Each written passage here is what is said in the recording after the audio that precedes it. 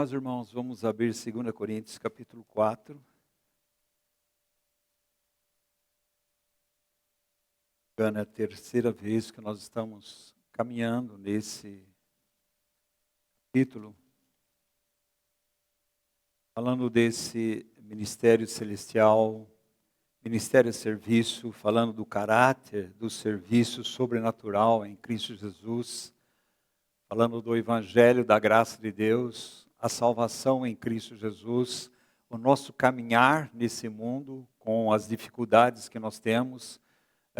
Também, amados irmãos, que somos um vaso de barro frágil, débeis, fracos, mas dentro de nós há o poder de Deus, que é a excelência do poder de Deus. E que Deus está, pela sua graça e misericórdia, Ele nos está transformando de glória em glória a sua própria imagem. Isso está em 2 Coríntios capítulo 3, versículo 18. E também, amados irmãos, que fala profundamente sobre a responsabilidade minha e sua no serviço a Cristo, no corpo de Cristo, o serviço em relação a esse mundo, a evangelização. Então são vários aspectos, e eu gostaria de ler do versículo 1 até o 7, e nós vamos continuar hoje baseado agora no versículo 10 até o 16, que nós já demos uma caminhada outro dia, e nós vamos caminhar um pouquinho mais dentro da palavra do Senhor aí do 1 ao 6. Diz assim, lembre-se que você tem que ler 2 Coríntios capítulo 3, ali não existe esse ponto final. Por isso, capítulo 4, ele diz assim, portanto, pelo quê? Portanto, o quê? Aí você tem que ler no capítulo 3, que vai falar, amados irmãos, da glória de Deus. Vai falar de Moisés, a sua glória, vai falar do Espírito Santo de Deus, e vai falar agora que nós somos chamados à liberdade, e que os filhos de Deus agora devem caminhar, e todos nós com o rosto desvendado, porque aquela venda foi tirada através do novo nascimento. Nós nascemos cegos. E quando Jesus disse, haja luz para o Filho de Deus, está no versículo 6 do 4, houve luz, nós começamos a enxergar. Nós éramos igual Paulo, amados irmãos, que era um perseguidor da igreja. Mas eu não mato, não roubo, não faço mal a ninguém. A sua moral não salva você, a sua religiosidade não salva você, a sua religião não salva você, a sua conduta não salva você. Só temos salvação em Cristo Jesus. Agora, claro, salvos em Cristo Jesus, a mudança de conduta. Aí sim, a mudança de moral, mudança de mente, mudança de caminhar. Uma visão cada vez maior do nosso Senhor e Salvador Jesus Cristo. Então ele diz, pelo que também esse ministério, segundo a misericórdia de Deus. Porque nós, amados irmãos, somos salvos, pela misericórdia de Deus. De graça sois salvos mediante a fé. Isso não vem de vós, é dom de Deus, não de obras para que ninguém se glorie. Amados irmãos, a salvação é um ato soberano de Deus. E quando Deus salva eu e você, não tenha dúvida nenhuma, dentro desse ato soberano, há um chamado eficaz. Por isso que por que será que a pessoa vai a Deus? Porque primeiro Deus pegou essa pessoa e levou para Cristo. Porque ninguém vai a Deus. É um ato soberano de Deus. Por isso a pessoa não pode dizer, eu me salvei, eu me arrependi, eu me converti. Você está falando coisa errada. Um cego não pode ver. Um aleijado não pode andar. Um morto não pode ter vida. Para ele ter vida, ele tem que ganhar visão. Para ele ter vida, ele tem que ser levantado. Para ele ter vida, ele tem que ganhar vida. Senão ele não pode. A Bíblia diz, vós estáis mortos nos vossos delitos e pecados. Mas morto como, Oswaldo? Estou vivo. Espiritualmente você está morto. Mas a Bíblia diz, mas Deus sendo rico em misericórdia, com grande amor com que Ele nos amou, Ele nos fez ressuscitar juntamente com Cristo. Se Ele fala que ressuscitamos juntamente com Cristo, Romanos 6 vai dizer que nós morremos com Cristo. Esse é o novo nascimento. Essa é a nova vida. Por isso o chamado eficaz, há uma mudança operada na mente nossa, amados irmãos. O nosso pensamento muda, a nossa vontade muda, nossos corações vão sendo ganho. O nosso caminhar deve mudar. O nosso comportamento diante de Deus, diante dos homens, mudam. Não é por imposição da lei, não faça isso, não faça isso, não faça isso, não. Hoje, como filhos da luz, devemos andar como filhos da luz. Agora nós andamos assim porque amamos o Senhor. Por que você usa essa roupa? Parece mais uma enfermeira, uma madre. Porque eu amo o Senhor. Por que você não faz isso, faz aquilo? Porque eu amo meu Senhor. Não é pela lei, irmãos. Pela lei a pessoa faz, mas gostaria, lá escondido, faz suas coisas escondidas diante de Deus. Não, irmãos. É pela lei. O modo que você veste em qualquer lugar, você está vestindo. O modo que você comporta em qualquer lugar. O seu caráter é em qualquer lugar. Porque é Cristo vivendo em nós. Então há uma mudança na mente. É uma luz maravilhosa que tem 6 aspectos. Quando ele diz que resplandeceu o nosso, foi Deus que resplandeceu os nossos corações. Através do que, amados irmãos? Da face de Jesus Cristo. E isso traz conotações de mudança na nossa vida. Porque é concedida de forma maravilhosa que vem do sol da justiça. Ninguém pode ver a Deus se não for através da revelação do Espírito Santo de Deus. Por isso que a palavra de Deus diz, Jesus foi pregar aquelas 3 cidades e pregou e fez milagre, fez tudo. O que aconteceu? Ninguém converteu. Ninguém se arrependeu, não nasceu de novo. Jesus ficou muito irado com aquilo. Jesus diz assim, vai ter menos rigor a Sodoma e Gomorra do que para vocês. Mas ele diz assim, dou graças a Deus meu Pai, que Ele quis revelar aos pequeninos a Tua palavra.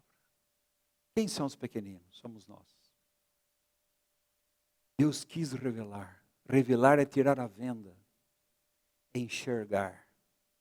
A religião faz você viver uma vida de ilusão. E você acha que pelos seus usos e costumes, você é isso, aquilo, você é um filho de Deus. Amados irmãos, você identifica o Filho de Deus pelo caráter de Cristo. Por isso que nós temos as maiores barbaridades dentro do mundo religioso. Por quê? Porque não conheceram a Cristo. Conhecem uma religião. Então a palavra de Deus diz que é maravilhoso em seu efeito. A cruz intervém, amados irmãos. Nós estávamos mortos, agora temos vida. Nós estávamos condenados, agora nós fomos libertos. Nós estávamos, amados irmãos, escravos do pecado, agora fomos livres. Antes nós estávamos sob condenação do pecado, hoje não há nenhuma possibilidade de sermos condenados. Porque a lei do Espírito da vida venceu a lei do Espírito da morte em Cristo Jesus. A cruz interveio de um modo radical e profundo na minha vida e sua vida. A cruz não veio melhorar eu e você. A verdade é que a cruz veio nos matar. A cruz não veio fazer colocar uma vestimenta exterior. A religião faz isso, Cristo não. Cristo faz uma obra interior. E quando Ele faz uma obra interior, a nossa mente é mudada, nossa visão é mudada. E isso de um modo crescente. O nosso amor a Deus, nós podemos amar o Senhor. É o começo de uma vida eterna. Agora, claro, amados irmãos, que em Cristo Jesus agora, nós vamos avaliar as nossas vidas, se isso daqui está conformado com Cristo. Se está conformado com a palavra de Deus. E ansiamos ser conformados à palavra de Deus. Isso quer dizer que Deus coloca em ordem a nossa vida. A cruz colocou em ordem eu com Deus. Eu era inimigo de Deus. Deus não era meu inimigo. Eu que era inimigo de Deus. Agora nos reconciliou com Deus através do Filho, Jesus Cristo. Agora somos filhos de Deus, família de Deus, cidadãos do céu, herdeiro e cordeiro com Cristo Jesus. Tudo por causa da cruz. A cruz interveio. Ela é radical. Por isso, quem diz que passou pela cruz, não nasceu de novo, não passou pela cruz de Cristo, passou pela cruz dos homens, não a cruz de Cristo. Então há uma mudança de fato, há uma mudança operada na nossa vontade. Nós começamos a ter uma guerra interior. Porque a gente sabe agora que a vontade de Deus é essa, mas tem outra vontade dentro de mim, que o meu eu, minha natureza terrena, que puxa eu, a carne, puxa para não fazer a vontade de Deus. E Deus vai dizer assim: andai no Espírito e jamais satisfareis a concupiscência da carne. A carne quer ser satisfeita. A carne coloca você lá em cima, seu ego lá em cima, sua arrogância lá em cima, autossuficiência, autodependência, autojustificação, autopiedade, coloca você lá em cima. Mas a cruz intervém. A cruz coloca Cristo no centro. E quando Cristo está no centro, as nossas vidas vão sendo ajustadas. E nosso amor a Cristo deve aumentar cada vez mais. E, amados irmãos, o amor a Cristo, ele vem junto, você nunca dissocia o amor à obediência. Não adianta dizer eu amo a Cristo, mas não tem coração para querer obedecer a Cristo. Nós temos uma guerra de obediência e de vontade. A vontade de Deus é essa, mas a minha vontade é essa. A pergunta é essa é a vontade de Deus? Então Paulo vai dizer o trabalho que Deus faz no corpo dele agora. Já fez o trabalho no seu espírito, ele ganhou a vida eterna. Ele tem o Espírito Santo habitando em nós. Nós somos um vaso de barro. Deus poderia colocar dentro de um vaso de ouro, jamais. Ouro é Ele. Nós somos um vaso de barro frágeis. Ninguém olha para o vaso de barro. Vai olhar o que está lá dentro. Mas para aquele que está lá dentro, a gente enxergar, o vaso de barro tem que ser quebrado. E de um modo ou outro, ele tem que estar sendo limpo. Para quê? Que ele seja transparente. E quando as pessoas olharem, não olha Oswaldo, olha Cristo. Transparente. Deus vai tratando conosco. E para quê? Porque haja um testemunho de Jesus. Amados irmãos, tudo é para a glória de Deus, não é a glória do homem. Então, a responsabilidade evangélica resiste na misericórdia de Deus. Deus usou na nossa miséria, Ele usou o seu córdia, o seu coração. E na miséria do nosso irmão, nós devemos usar o coração. Por isso é misericórdia. Também, amados irmãos, a responsabilidade envolve compromisso. Quando eu digo, nós falamos, nós somos filhos de Deus, amamos a Cristo, há um compromisso. Mas também a responsabilidade envolve um conflito, porque nós sabemos que o Deus desse século, ele cega o entendimento dos incrédulos, para que não resplandeça a luz do Evangelho e sejam salvos. Nós sabemos que o Deus desse século, ele desanima você, ele coloca peso em você, ele coloca dúvida, ele engana, ele desanima, paralisia, insensível. Ele quer que nós nos afastemos de Deus, que nós não creamos na inerrância da Bíblia, que nós não creamos que Deus é absoluto naquilo que Ele fala, que Deus é absolutamente perfeito para fazer tudo o que Ele diz que Ele vai fazer. Então Satanás, ele vai contaminando as pessoas, e as pessoas vão se afastando de Deus, aí as pessoas começam a pular de igreja em igreja, porque eles estão procurando igreja, eles estão procurando pessoas, não estão procurando Cristo. Está querendo satisfazer a sua alma, não seu espírito. Eles não querem ouvir o que Cristo tem a dizer. Eles querem ouvir o que Deus tem de benefício para mim. Então, amados irmãos, por isso que é uma guerra. Há uma resíduo, justo isso, reside também uma confiança no nosso coração, que o próprio texto fala, 2 Coríntios, ele fala dessa confiança no versículo 5, ele diz, porque não nos pregamos a nós mesmos, mas a Cristo Jesus como Senhor, e nós mesmos como vossos escravos, por amor de Jesus. Também, amados irmãos, o Evangelho, ele é devido à soberania de Deus. Olha o que ele diz no versículo 6, preste atenção. Porque Deus é quem disse, amados irmãos, nós estamos estudando Gênesis. Quem é que disse? Lá em Gênesis. E Deus disse, haja e houve.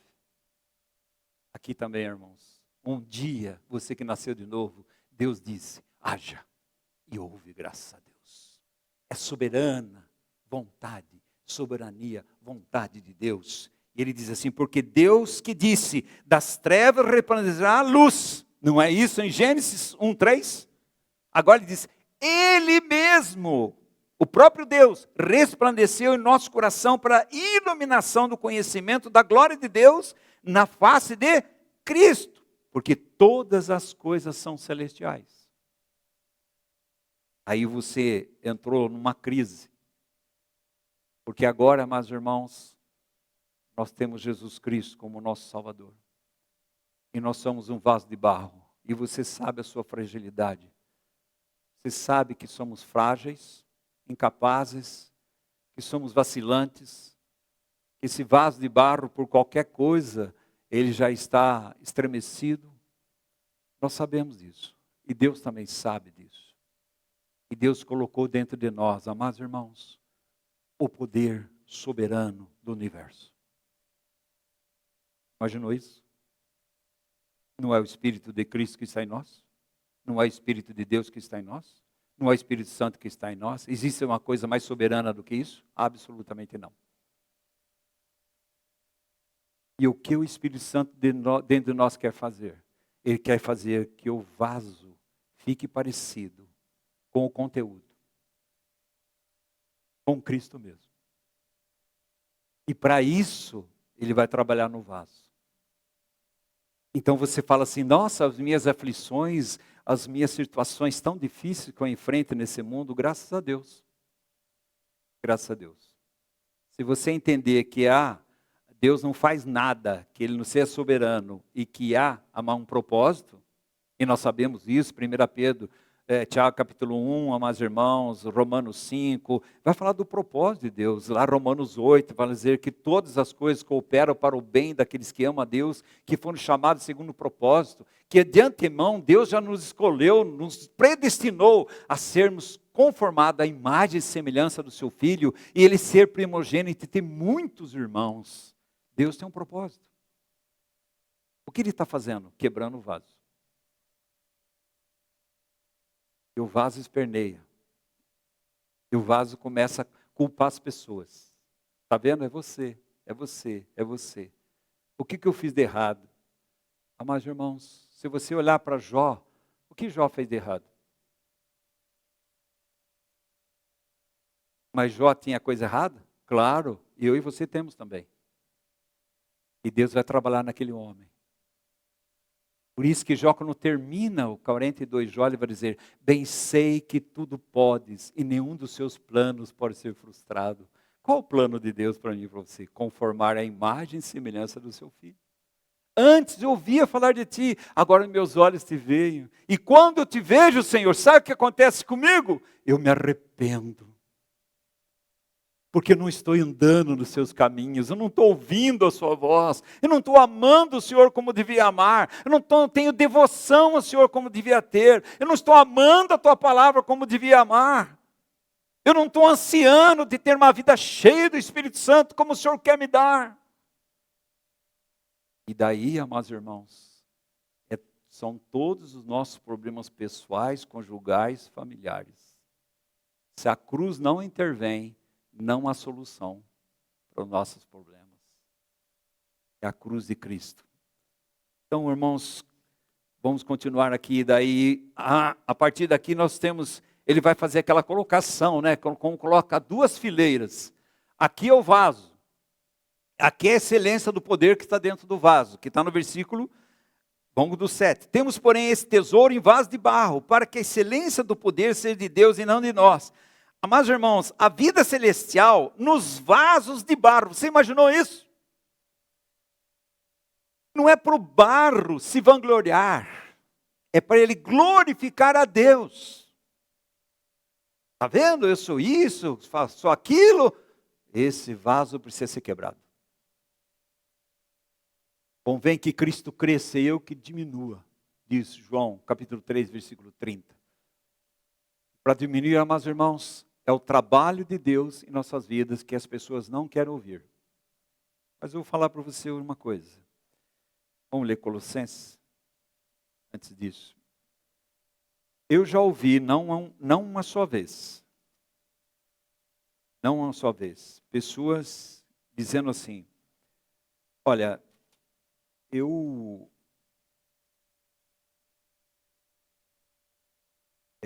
Filipenses, irmãos, desculpe.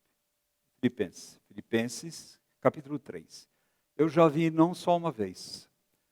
Aquele local lá só prega o evangelho da cruz. Já ouvi isso aí, irmãos. Sabe o que as pessoas querem? Espetáculo. Manifestações. A maior manifestação de Cristo é o caráter de Jesus. Olha a igreja de Corinto. Tinha todas as manifestações dos dons. Cadê o caráter de Jesus? Eu não pude falar com vocês como espirituais, vocês são carnais. Prestem atenção, irmãos. As pessoas estão atrás de espetáculo. O maior espetáculo, amados irmãos, é Cristo crucificado e ressurreto. E a maior coisa que podia acontecer nesse mundo é Deus amar eu e você e morrer por mim e por você naquela cruz. Isso sim, amados irmãos, é uma coisa inconcebível na minha mente. Como é que Deus pode morrer pelo Osvaldo e por você, pecador? Por isso você e eu não entendemos o amor de Deus. E por isso amamos pouco ao Senhor. Somos devotos pouco a Ele, obedecemos pouco a Ele.